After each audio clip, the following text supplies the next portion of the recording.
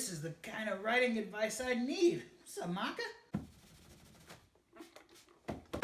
I know that sound. It's the sound of distraction. Nay! Someone's book not being written. Hey, what you up to? Oh, hey man, what's up? Yeah, I'm just, watching anime, improving my writing, you know what I'm saying?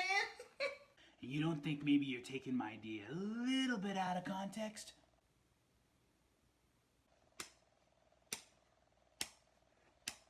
Oh crap, run the intro!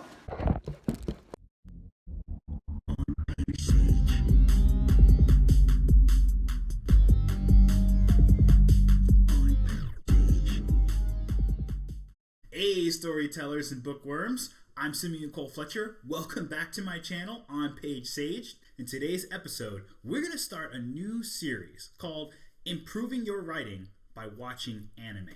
I know, right? Doesn't get better than that. So why this? Why did I pick anime to break apart? Well, if you've been with me for the last few episodes, one of the things that you know I love talking about is inspiration. And that's because in writing, whether it be for a new story, whether it be for like a movie or episode that you always wanted to try your hand at, the thing is, writing takes a lot of time. You're going to be stuck in some places where you just don't want to go on, where it's time consuming, you want to go do other things, and when the money isn't there, and when your audience hasn't shown up yet, there's one thing that might be able to get you to the end of that story, and that's inspiration. And for me, anime was my inspiration. Okay, enough of that. Let's get into the how. How can you improve your writing by watching anime? For me, the answer is really easy. We've just got to peel the cover back a little bit and look at anime for what it really is. Now, if you're on the outskirts of the anime community, your perception of what's really going on might be a little twisted. Baka! Baka! Baka! Baka! Baka!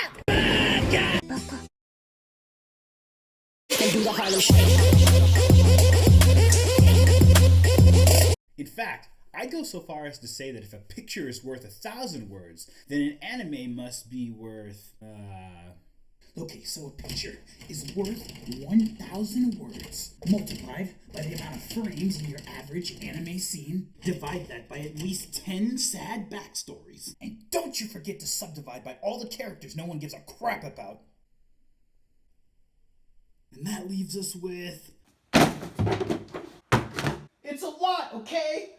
Tell them if they came here for math, they came to the wrong channel. Let's take it back and think about some of those initial challenges that we have when we're first trying to develop a story idea that we've come up with. Number 1, is this idea interesting enough to explore? Number 2, are the people within this idea actually relatable enough for people to care about them? And number 3, is the obstacle those people are faced against compelling enough to stick through in order to see what the outcome is? Just like that first episode of an anime has the responsibility of covering all 3 of those areas in order to hook you as the viewer, you as storytellers have the responsibility to make sure that you're covering those same 3 areas in the development of your story, so that way your readers will want to continue flipping the pages. Before we go on, you've probably already forgotten those 3 questions that I asked earlier, which is totally fine. I don't ask myself those every time that I start a new idea either. Instead, be it watching a new anime, trying to study a movie, or trying to study a new book, I've boiled those down to 3 pieces. I call them the 3 C's. Concept, character, and conflict. Okay, I know you're dying to see which anime we're going to look at today. Let's see which ones we're going to apply the 3 C's to.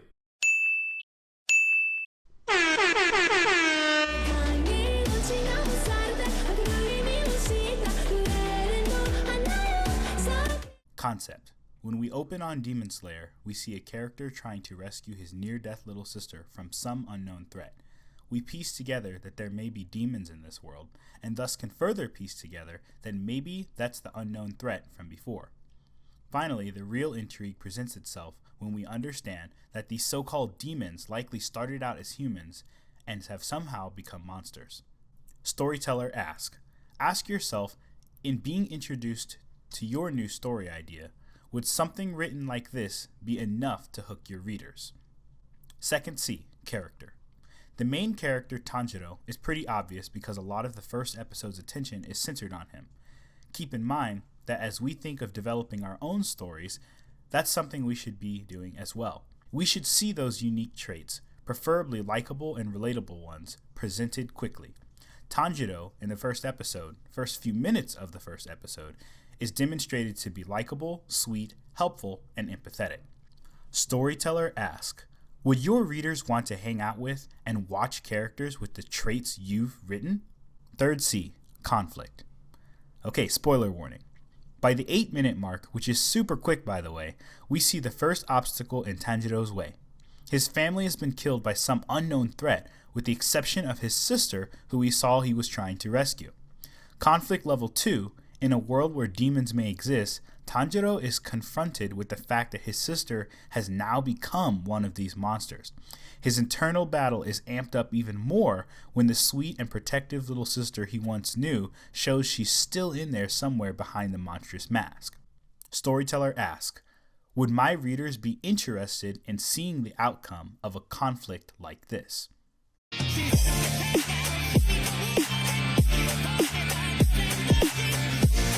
Concept. In a world where superpowers have become the norm in everyday life, our main character is one of the few people who doesn't have one. There are also a few sub-concepts or storylines that get rolled into this. The first sub-concept, since the main character has no powers, what happens when he grows up being bullied by one of the other characters we get introduced to? Second sub-concept, when the character has a near-death experience and is rescued via chance encounter with his childhood hero, how does that meeting pan out? Storyteller asks, can you feature any interesting subplots alongside your core concept? Second C, characters. Anyone who's watched this show knows the characters are kind of a lot to break down because there's just so much to them. So I'm going to keep this short. Midoriya opens up as being protective of others. The hero typecast. An upbeat dreamer, innocent, and a diligent student of heroes despite having no powers himself. All those factors make you want to root for the guy, but add to that he was also freaking adorable, and the first episode is filled with flashbacks of him as a little kid. The second big character we're introduced to is Bakugo, the bully character. This is set up early as the antagonistic character or person that the main character is up against. He's a lovable jerk, hilarious, and crazy cocky, but at the same time, he's effectively intimidating. Like, you don't want the main character to go up against this person.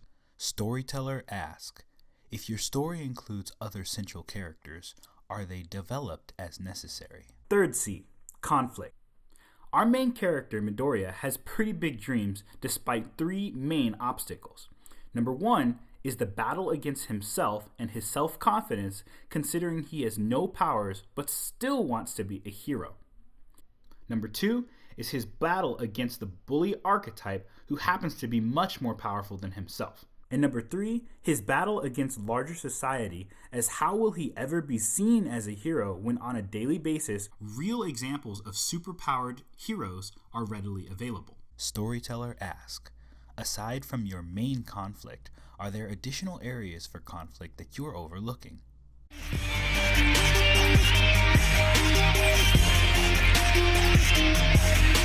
Concept.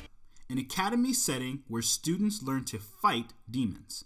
Some students can transform into weapons, while others are weapon experts. Storyteller asks, when you start the 3 Cs, do you give a taste of world building up front, or do you info dump? Characters. Maka is capable, at odds with her father, studious, and strong-willed. Soul is portrayed as too cool for school, cocky, funny, and loyal. The relationship between these two actually becomes its own featured character, because despite how well the two fight together, their relationship at first doesn't seem to be as functional as you'd think. Storyteller asks, what sort of important relationships can you highlight and characterize early on? Conflict. In this anime, we actually get to see the demons in action pretty early on. And wow, are they threatening. This validates the initial concept and cause of our main characters, i.e. students fighting demons. As we go on in this episode, we actually learn that the battle of students versus demons has some specific objectives to it. Namely, you need to defeat 99 demons and 1 witch in order to make your weapon more powerful. Going further into this, we realize that the 1 witch is more powerful than the 99 demons. We see now that there's an extra life-threatening danger to our hero's cause. Now add to that life-threatening conflict that we talked about before, the battle of the 2 main characters is made more complicated by their dysfunctional relationship. They're so busy fighting amongst themselves that this battle with the stronger witch character now becomes even more perilous. Storyteller asks, how do your characters' relationships change the way they handle your story's conflict? So with those 3 anime, Demon Slayer, My Hero Academia, and Soul Eater, we just saw a breakthrough of what it looks like to develop the initial pieces, the initial story development of an idea. Before I let you guys go today, I want to challenge you with a couple of things. And if you actually do some of these, please reach out. Let's start a discussion below. Go watch one of the first anime of any of these listed here. I want you to look for the 3 C's within that first episode and think about if they were obvious or if they weren't. Next, looking at those 3 C's that were presented, were they compelling enough of a storytelling hook in order to get you interested? For the second challenge, take one of these writing prompts on screen and come up with your own 3 C's. Next, ask yourself this. If the 3 C's that you wrote were given to a random reader, would they be compelling enough to get them to keep reading past the first 3 chapters? All right, that's the start of our mini-series, Improving Your Writing by Watching Anime. Thank you all so much for coming back to my channel, On Page Sage. And here's a quick shout out to all of you who have subscribed so far. Thank you, thank you, thank you. All right, I'll see you all next time in the next episode of On Page Sage. Right on!